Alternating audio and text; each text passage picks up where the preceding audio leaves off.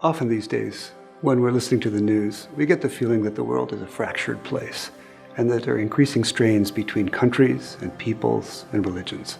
Lately, I've been thinking about a part of this, that is the relationships between faith communities, both domestically and internationally.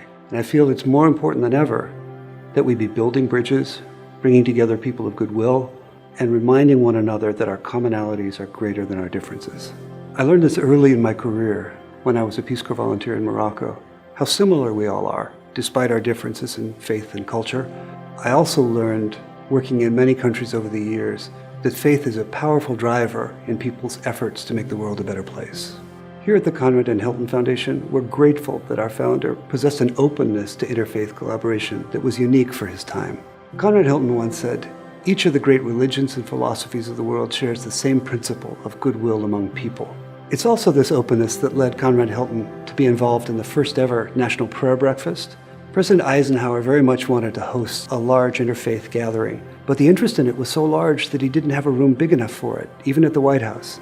Understanding the importance of this gathering, Conrad Hilton graciously offered the ballroom of the Mayflower Hotel in Washington, D.C. to hold the event.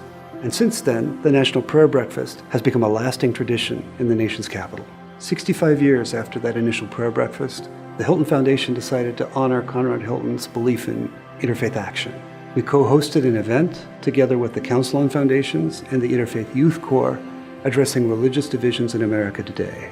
The event focused on religious polarization in America and what foundations can do to build unity.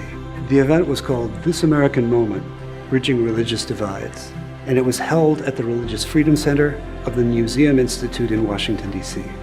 Against a backdrop of partisanship, polarization, and religious bigotry, the conversation surfaced important new thinking on solutions and productive dialogue across religious divides. It was a time for us to think about how we got to this situation of extreme polarization, to step back for a moment and reflect on our commonality, especially those that we know the least about and those we may even fear. It allowed us to imagine how we ourselves might offer, if not a ballroom, then at least our living rooms to people of other faiths, and how to draw together on deep reservoirs of goodwill.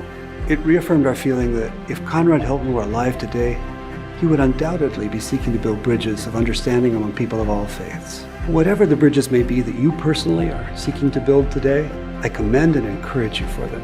We need them all.